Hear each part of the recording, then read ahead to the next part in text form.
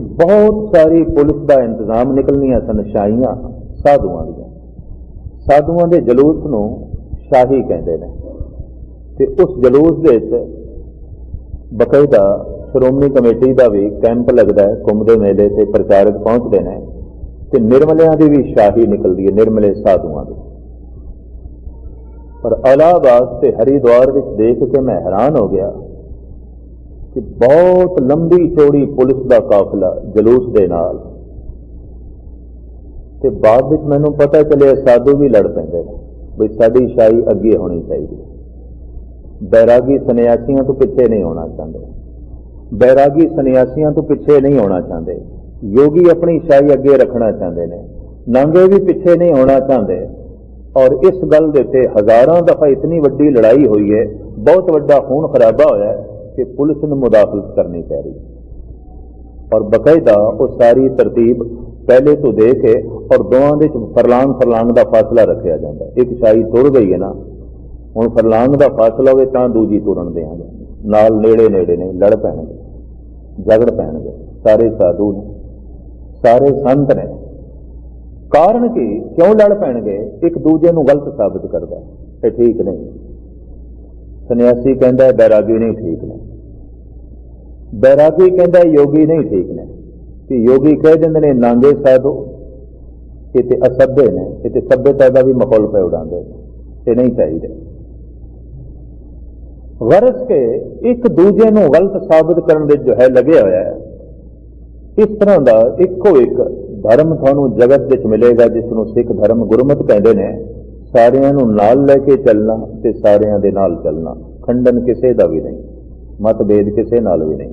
ऐ फरीद तू भी कबूल है, तू भी पहुंचे हैं। नमाज पढ़ के भी बंदा पहुंच सकता है, पूजा करके भी बंदा पहुंच सकता है, राम का रटन करके भी बंदा पहुंच सकता है, अल्लाह का रटन करके भी बंदा पहुंच सकता है। इस तरह की समूह ब्रह्मंड की अनेकता दे एक नूं लभना ये धर्म की आधारशिला मने है साहिब श्री गुरु नानक देव जी महाराज ने, साहिब श्री गुरु गोबिंद सिंह जी महाराज ने। गुरु गोबिंद सिंह जी महाराज की कुछ रचना मैं थोड़े सामने रखा, गल स्पष्ट हो जाएगी। आम बंदियां नूं थोड़ा जिहा ऐसा ख्याल है कि समूह ब्रह्मंड की अनेकता दे एक नूं लभना ये गुरु नानक का नजरिया तो हो सकता है, गुरु गोबिंद सिंह का नहीं है। पर साहिब गुरु गोबिंद सिंह जी महाराज के चंद वाक मैं थोड़े सामने रखा, उन्होंने कितना वड्डा जोर है।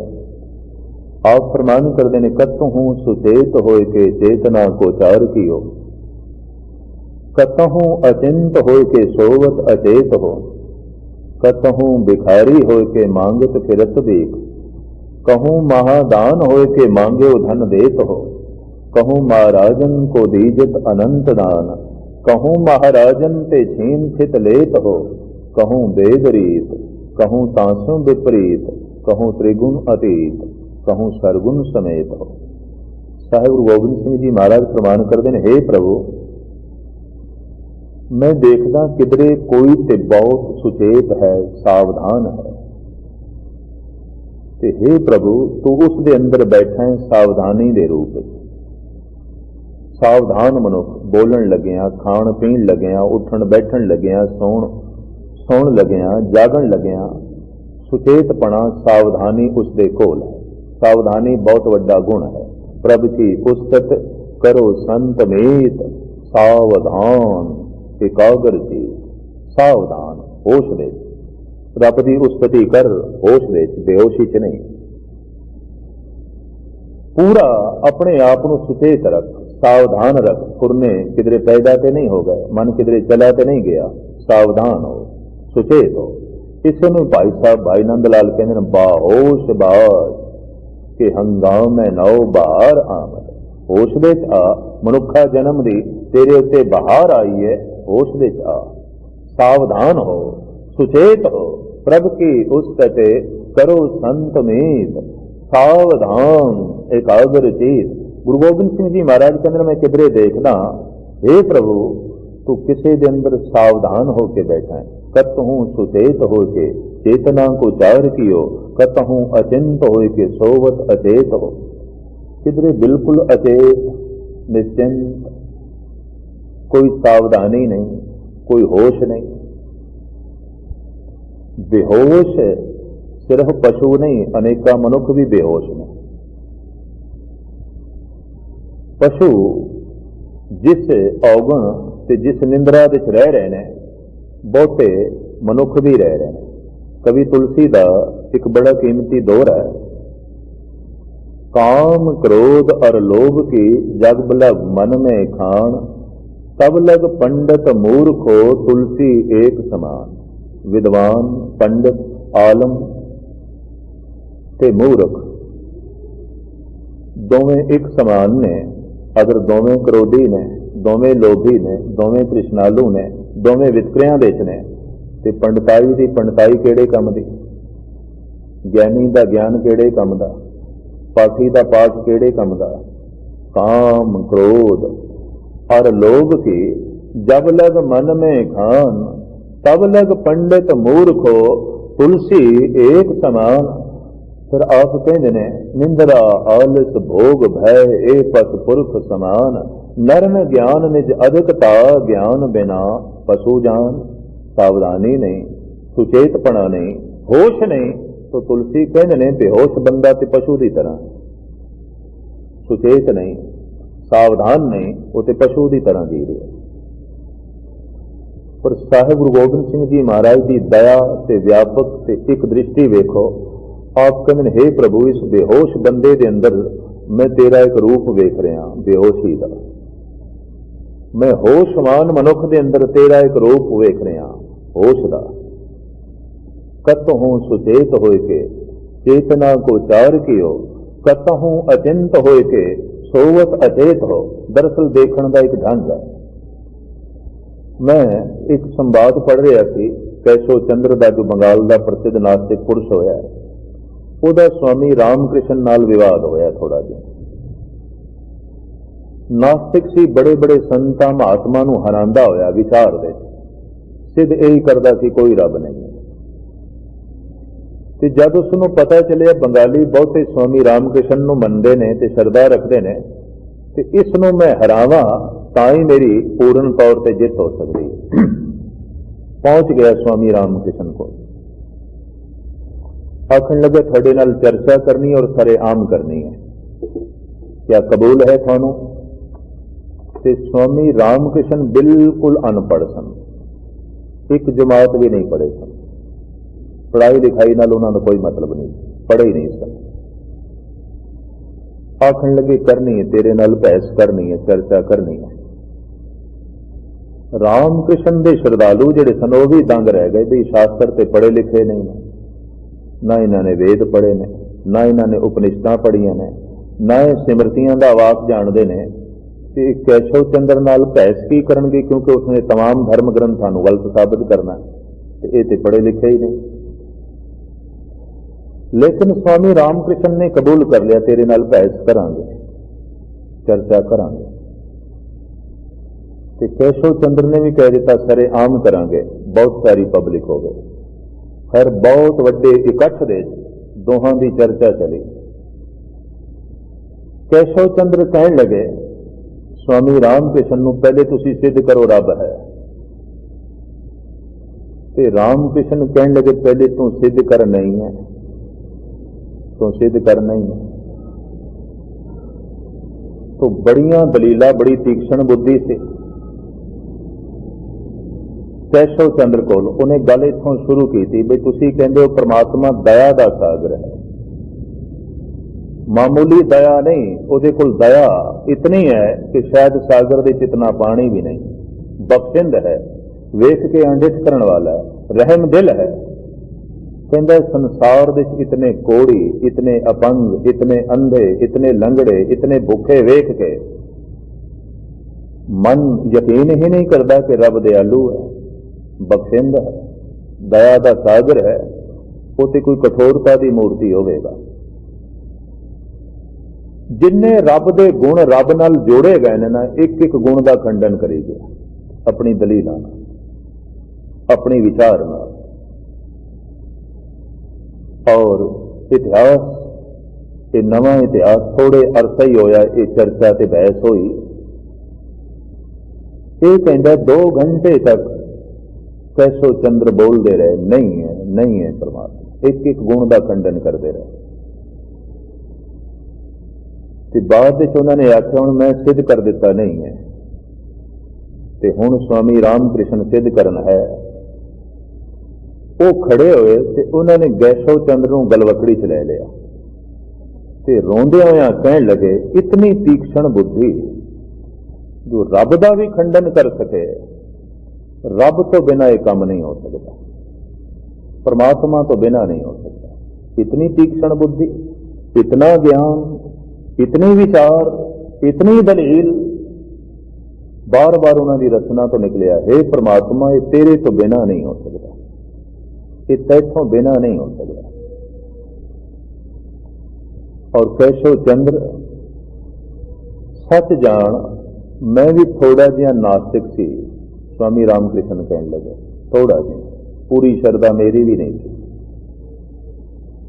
पर तेरियां दलीलां सुन के, विचारां नूं सुन के अज मेरी श्रद्धा बज गई कि इतनी दलील, इतने विचार, इतनी बारीक बीनी परमात्मा तो बिना नहीं हो सकती। मनुख की समर्था नहीं है, बंदे की समर्था नहीं है। केशव चंद्र ने उस स्टेज के उत्ते गल कबूल की थी कि बंदा तो मेरे को हार गया स्वामी राम कृष्ण, पर यह हार के भी मैनू हरा गया, ये हार के भी जित प्राप्त कर गया।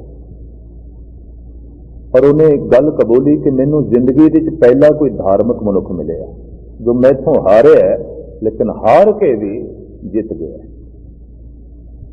ये बोलों च जित है, ये हिरदे च जित है। इनू मैं अपनी दलीलों नाल नहीं हरा सकिया, ये अपनी थां ते खड़िया, मैं ये हिरदे नूं नहीं हिला सकिया।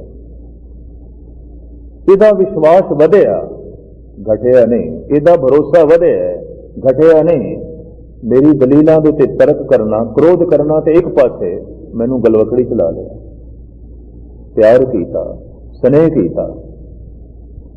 केशव चंद्र कहते अगर कोई धर्म नाम की गल है तो मैं भी पहली दफा एहसास करता पाया, वरना नहीं, वरना तर्क ही तर्क, ज्ञान ही ज्ञान, चर्चा ही चर्चा, विचार ही विचार में देखी है। संबंध भाव नाल जुड़ते ने, भाव हिरदे नूं एक कर देंदा है, ते जिस दिन हिरदा एक हुंदा है वो अनेकता विच एक नूं वेखदा है। गुरु गोबिंद सिंह जी महाराज कहंदे ने, हे अकाल पुरख, होश दे ते बेहोशी दे मैं तेरी झलक वेखदा पिया। कतहूं भिखारी होए के मांगत फिरत बेख, कहूं महादान होए के मांगे धन देत हो।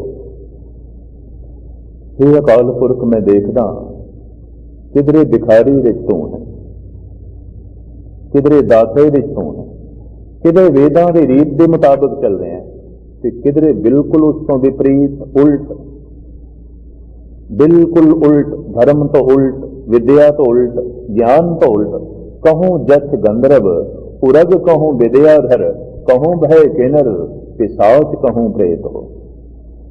काहूं होए के हिंदू आ गायत्री को गुप्त जप्यो, काहूं होए के तुरका पुकारे बांग देत हो। गुरु गोबिंद सिंह जी महाराज दे वाक, हे प्रभु किधरे तू हिंदू है ते गुफा विच बैठ के गायत्री के मंत्रां दा जाप पिया करदा, किधरे तू मुस्लिम है मुनारे से चढ़ के बांग पिया देना, तू ही दे रहे हैं, तू ही गुप्त होके मंत्र पढ़ रहे हैं। काहूं होए के हिंदू आ गायत्री को गुप्त जप्यो, काहूं होए के तुरका पुकारे बांग देत हो। कहूं को बुकाब होए पुराण को पढ़त मत, कतहूं कुरान को निदान जान लेत हो। ये अकाल पुरख में देखदा पिया किधरे तू पुराणा दा ज्ञाता है, किधरे तू कुरान दा हाफिज है, किधरे तू कुरान की गल बादलील करदा है, किधरे तू पुराणा दे गल ज्ञान की गल करदा है। कहूं बेदरीत, कहूं तांसों विपरीत, कहूं त्रिगुण अतीत, कहूं सरगुण समेत हो। ये अनंत सवैये गुरु गोबिंद सिंह जी महाराज ने, भाई तू ही है, तू ही है। किधरे तू पुराण दा हाफिज है, किधरे तू कुरान दा ज्ञाता है, किधरे तू तुरक होके बांग देंदा पे है, किधरे तू हिंदू होके गायत्री के मंत्रां दा जाप पिया करदा है। इन्हां सारे सवैयां विच गुरु गोबिंद सिंह जी महाराज उपदेश करी जांदे ने, समूह ब्रह्मंड की अनेकता विच एक नूं लभण की कोशिश करो। कहूं देवतान के दीवान में विराजमान, कहूँ दानवान को गुमान मत दे तो।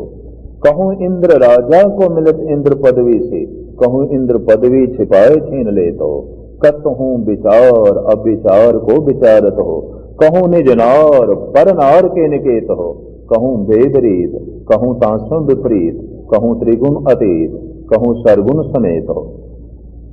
जोगी झगड़ते सन नांगिਆਂ ਨਾਲ, नांगे झगड़ते सन सन्यासियां नाल। गुरु गोबिंद सिंह जी महाराज कहते ने, कहूँ जटाधारी, कहूँ कंठी धरे ब्रह्मचारी, कहूँ जोग साधी, कहूँ साधना करत हो। किधरे तू जटाधारी जोगी है, किधरे तू ब्रह्मचारी है, तो किधरे तू जैनी साधु है। पैरी बड़े जो है ध्यान नाल टिकांदा पे। कहूँ जटाधारी, कहूँ कंठी धरे ब्रह्मचारी, कहूँ जोग साधी, कहूँ साधना करत हो। कहूँ कान फारे, कहूँ डंडी हो पधारे, कहूँ फूक फूक पावन को पृथ्वी पे धरत हो। जैनी साधु बड़े सावधानी नाल पैर रखते हैं जमीन से, पहले वेख लेंदे कोई कीड़ी ते नहीं, मकोड़ा ते नहीं।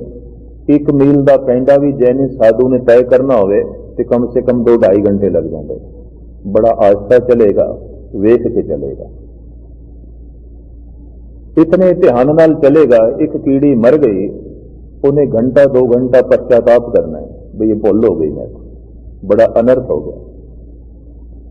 जैनी साधु किसी असवारी का भी इस्तेमाल नहीं करते, वो कहने के नाल भी हिंसा हो जाती है। जैनी साधु मुंह के उत्ते भी पट्टी बन लेंदे ने, बई हवा दे भी कुछ जीव ने, वो किधरे मुंह दे जाके ना मरे। पानी छाण के पींदे ने और हथ में एक चौर रखते हैं, जमीन साफ करते हैं पहले, फिर उस थां दे उत्ते जो है बैठते हैं। इतनी परहेजगारी। लेकिन जैनियां दा अक्सर मतभेद रहिंदा बोधियां नाल, बोधियां दा अक्सर जो है मतभेद रहिंदा सनातनी नाल। सनातनी अक्सर जो है झगड़ते रहंदे ने आपस के वख-वख फिरकियां दे नाल, टोलियां दे नाल। गुरु गोबिंद सिंह जी महाराज की दृष्टि, कहूँ जटाधारी, कहूँ कंठी धरे ब्रह्मचारी, कहूँ जोग साधी, कहूँ साधना करत हो। कहूँ कान फारे, कहूँ डंडी होए पधारे, कहूँ फूक फूक पावन को पृथ्वी पे धरत हो।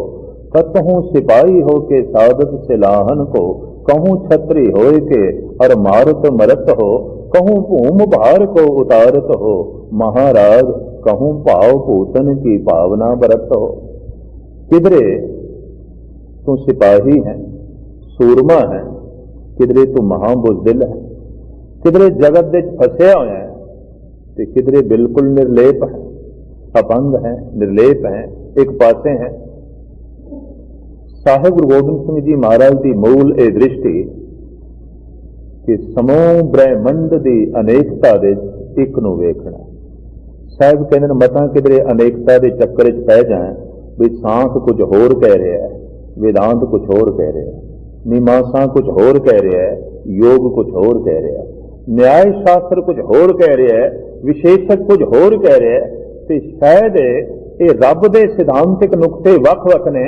साहिब कहने नहीं, सिद्धांत एको है, गुर गुर एको वेस अनेक। इन्हां 6 गुरुआं दा गुरु एक है, सिद्धांत एक है, परमात्मा नाल जुड़ना है, ईश्वर नाल जुड़ना है, सिद्धांतिक गल एक है। महाराज कहने वेस अनेक ने, ते वेस के चक्रां च ना पै, रूप एक है, सता जिहड़ी है एक है। इस गल नूं साहिब श्री गुरु नानक देव जी महाराज इस पावन पवित्र वाक दे अखीरलियां पंक्तियां दे इस ढंग नाल जो है दोहराते ने, विसुए चसियां, विसी अक्सर कई पढ़ते हैं, ससे के थले औंकड़ है, विसु है। विसुए चसियां घड़ियां भैरां, थिथी वारी मां होआ। पुरानी समय की गिणती नूं करन दा ढंग, अख दी पलक थले तो उपर जाए, जितनी देर विच जांदे ने जांदी इसनूं विसा कहंदे ने, एक विसा। ते 15 विसियां दा एक चसा बनदा है, 30 चसियां दा एक पल बनदा है, 60 पल दी एक घड़ी बनदी है, ते 7.5 घड़ियां दा एक पैर मनदे ने। इस तरीके दे नाल ये गिनती 8 पैरां दा दिन रात, पर हुण ये 8 पैर और ये अनंत घड़ियां, पल, विसवे, ये चसियां, इन्हां सारियां दी उत्पत्ति कित्थों है? ये अनंत तरह के समय, रुत ते थित, 6 रुत्तां ने, 7 वार ने ते 15 थित्तां ने।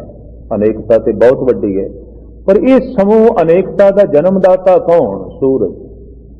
सूरज खत्म ते विसवे भी खत्म हो गए, चसियां भी खत्म हो गई। समय की गिनती किस तरह करोगे?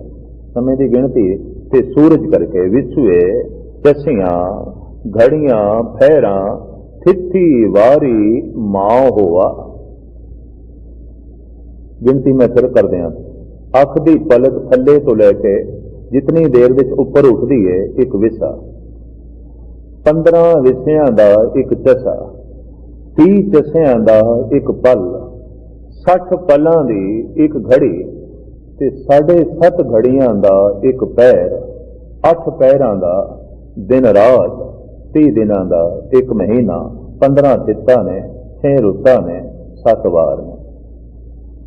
विसवे, चसियां, घड़ियां, फैरां, थिथी, वारी, मां हुआ।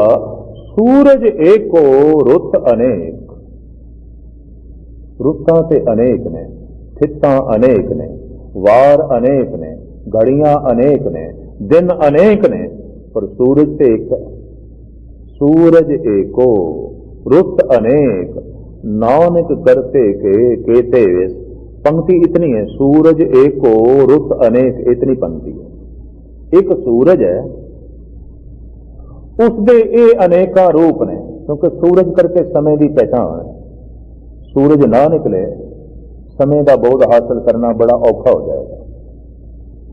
महीने ने, दिन ने, वार ने, रुत्तां ने, थित्तां ने, और ये घड़ियां, पैर, विसिए, चसिए, तमाम का जन्म एक सूरज करके। साहिबां दा फरमान, सूरज एको, रुत अनेक।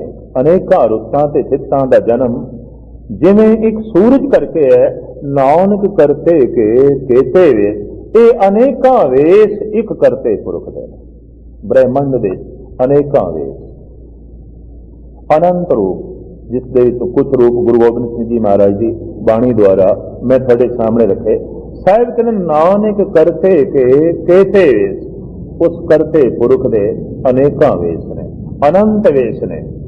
और किसी भी एक वेस का खंडन करना, उस परिपूर्ण परमात्मा के वेस का खंडन करना, एक नाल जुड़िया होया मनुख कहते खंडन बंडन तो उच्चा हो जाता है। खंडन तोड़ना ये उसकी सुभाव चो निकल जाता है। जब भी कोई शीया सुन्नी का खंडन करे तो सुन्नी शीए का खंडन करे, दोवें खंडन मनुख ने टुटे हुए ने। खंडन का मतलब टुटे हुए ने। यहूदी इस्लाम का खंडन करे तो इस्लाम यहूदियों का जिड़े भी करन, दोवें खंडन, दोवें टुकड़े टुकड़े ने, दोवां ने एक नूं नहीं जाने। दोवां दा आपस दे जिहड़ा विवाद है ये दिसदा पिया कि प्रभु नाल कोई संबंध नहीं। तो हिंदुस्तान के संत भी आपस में लड़ते हैं, साधु भी लड़ते हैं, वख-वख संप्रदावां दे। काश गुरु नानक की ये गल समझते चाहे, नानक करते के केते वेस।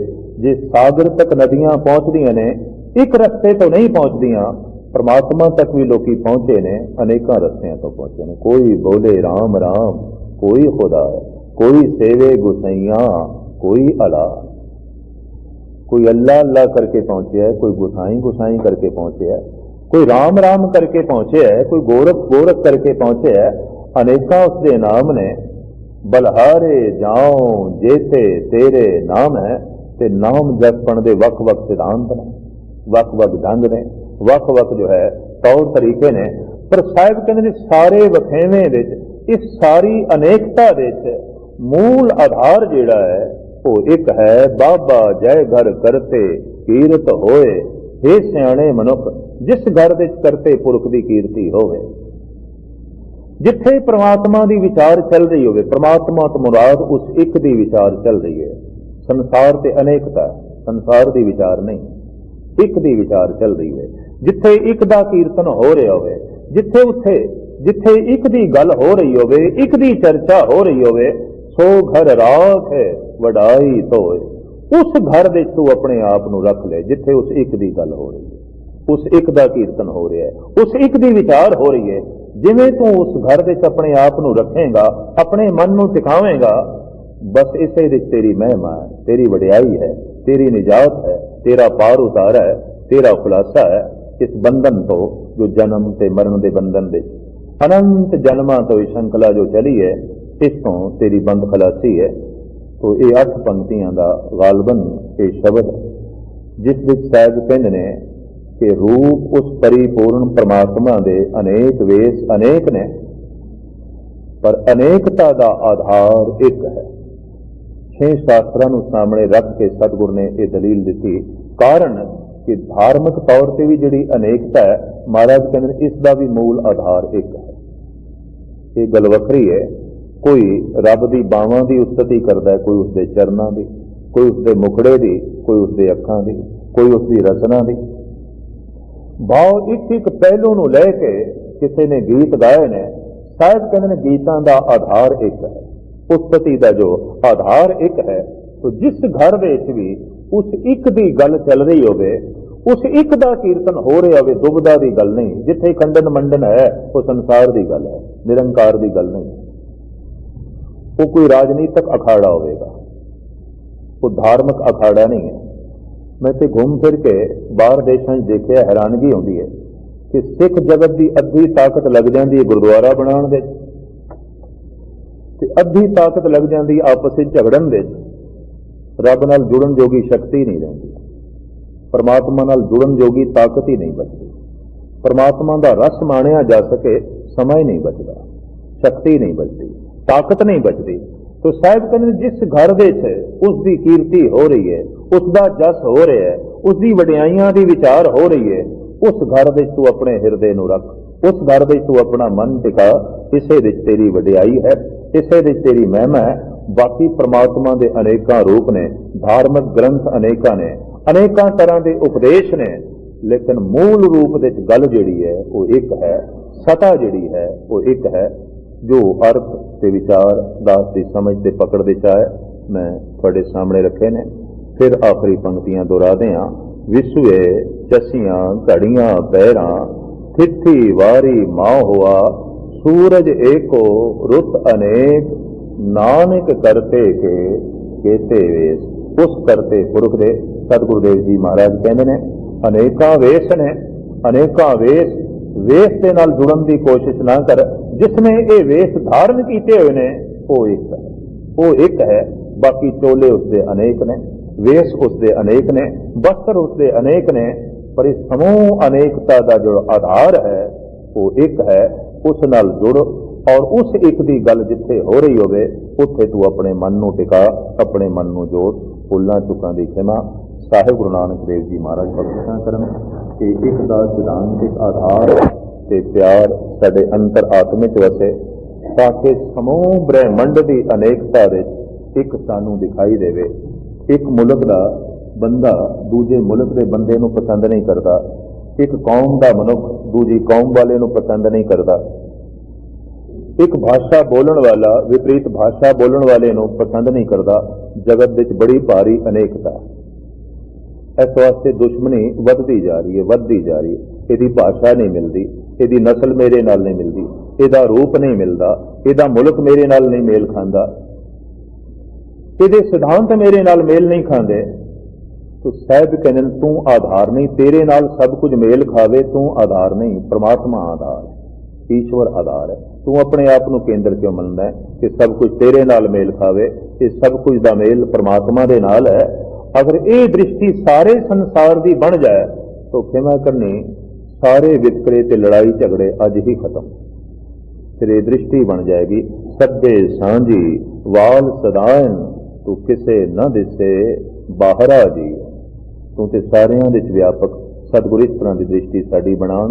ਬੋਲ ਚੁੱਕ ਦੀ ਖਿਮਾ। ਅਗਲੇ ਸ਼ਬਦ ਦੇ ਵਿਚਾਰ ਕੱਲ ਆਪ ਜੀ ਦੇ ਸਾਹਮਣੇ ਰੱਖਾਂਗੇ।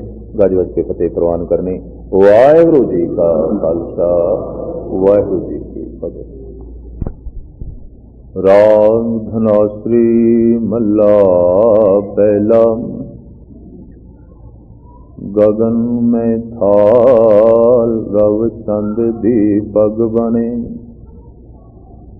तारका मंडल जनक मोती। धूप मल आन लो पवन सवरो करे,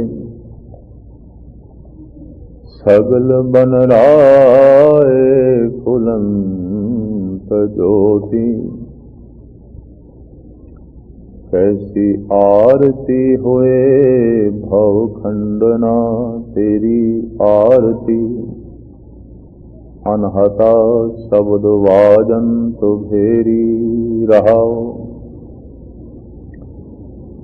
सहस तव नैन नन नैन है तोय को।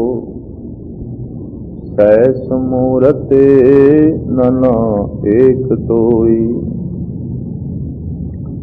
सहस पद बिमल नन एक पद गंध बिन।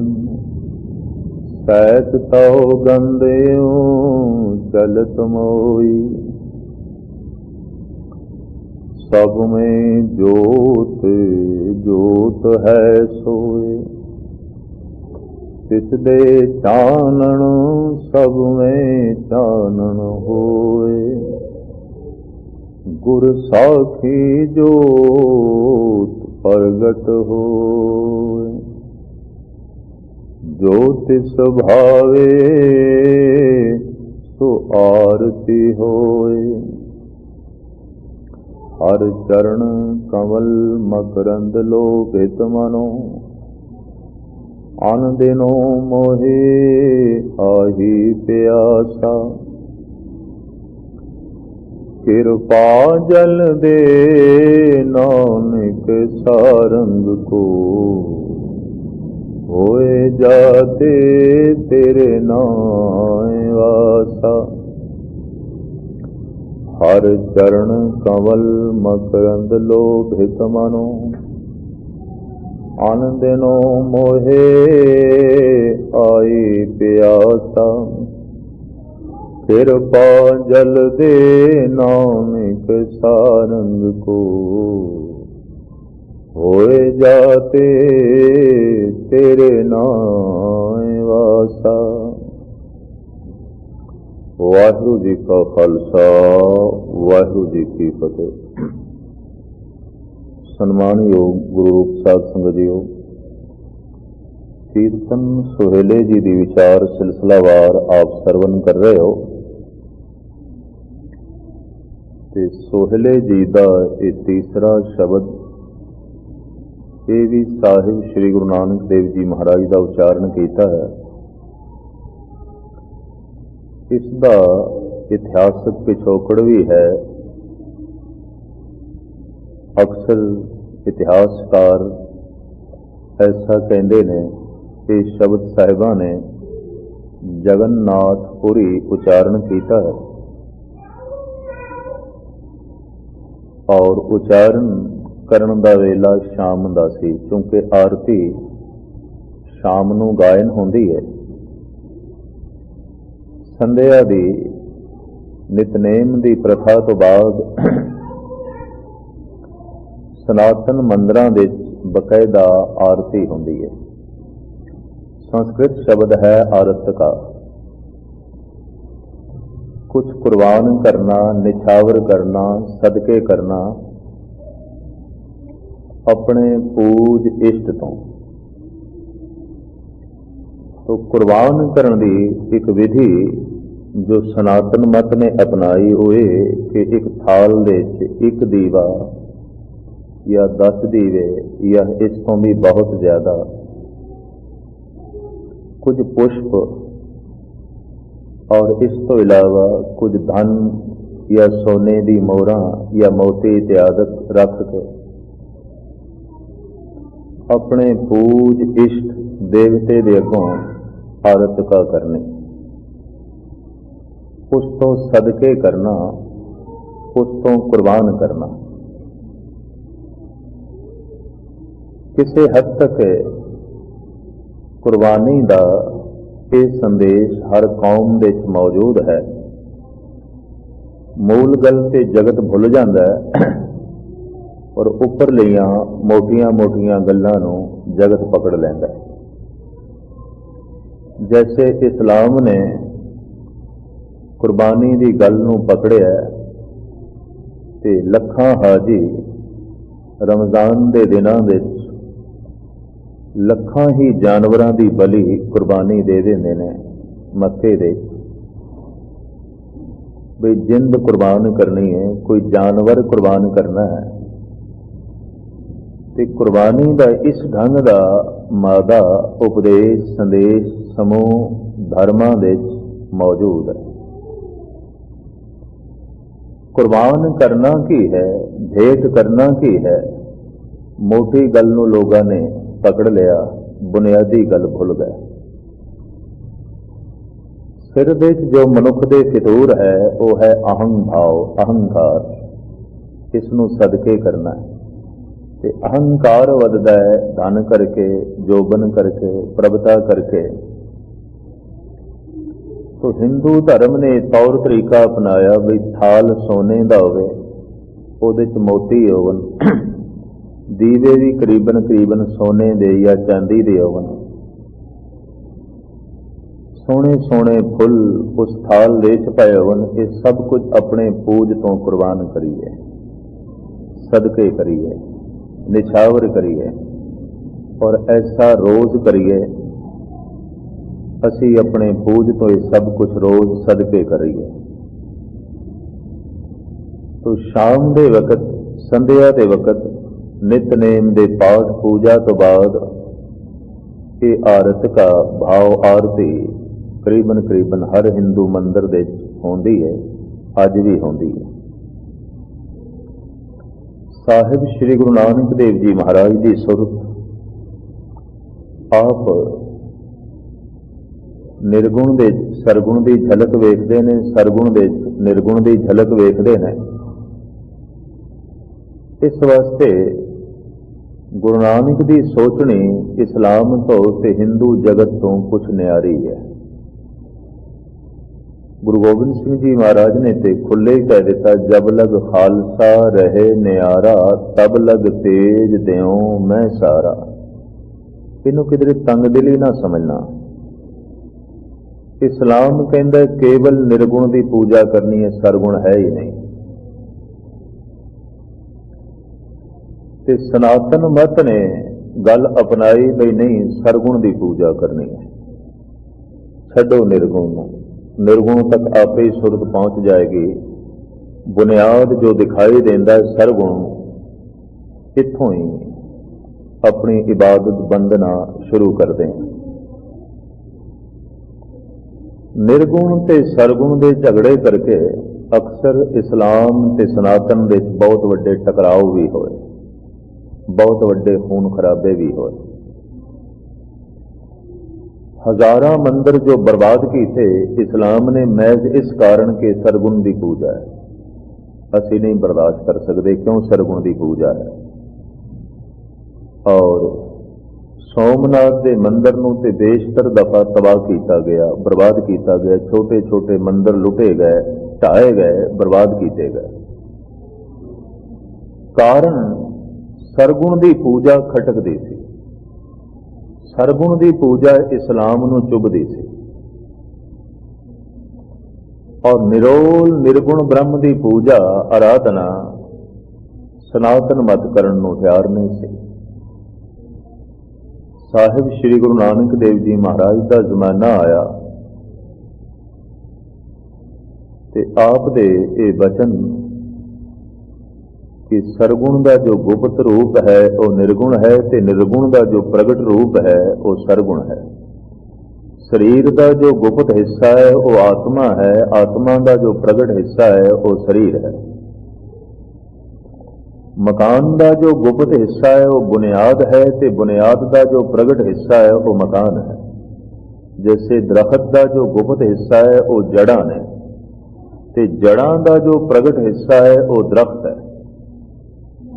ਤੇ ਸਾਹਿਬਾਂ ਨੇ ਦੋਹਾਂ ਦੀ ਇਕੱਠੀ ਪ੍ਰਸਤਿਸ਼ ਸ਼ੁਰੂ ਕੀਤੀ। ਆਖ ਦਿੱਤਾ ਸਰਗੁਣ ਦੀ ਸੇਵਾ ਕਰ ਲੋ, ਨਿਰਗੁਣ ਦਾ ਸਿਮਰਨ ਕਰ ਲੋ। ਨਾ ਸਰਗੁਣ ਤੋਂ ਟੁੱਟੋ ਤੇ ਨਾ ਨਿਰਗੁਣ ਤੋਂ। ਇਹ ਚੂੰਕਿ ਗੱਲ ਬੜੀ ਨਿਆਰੀ ਸੀ, ਨਿਰਾਲੀ ਸੀ, ਤੇ ਚੰਗੇ ਚੰਗੇ ਆਲਮ ਇਸ ਗੱਲ ਨੂੰ ਮੰਨਦੇ ਨੇ ਕਿ ਗੁਰੂ ਨਾਨਕ ਦੀ ਇਹ ਗੱਲ ਦੋਵੇਂ ਤਬਕਿਆਂ ਦੀ ਸਮਝ ਦੇ ਚ ਨਹੀਂ ਆਈ, ਕਿਉਂਕਿ ਦੋਹਾਂ ਨੇ ਵੰਡੀਆਂ ਪਾਈਆਂ ਸਨ। ਇੱਕ ਨੇ ਕਸਮ ਚੁੱਕੀ ਸੀ ਵੀ ਸਰਗੁਣ ਦੀ ਹੀ ਪੂਜਾ ਕਰਨੀ ਹੈ, ਨਿਰਗੁਣ ਦੀ ਨਹੀਂ। ਨਿਰਗੁਣ ਤੱਕ ਆਪੇ ਹੀ ਸੁਰਤ ਪਹੁੰਚੇਗੀ।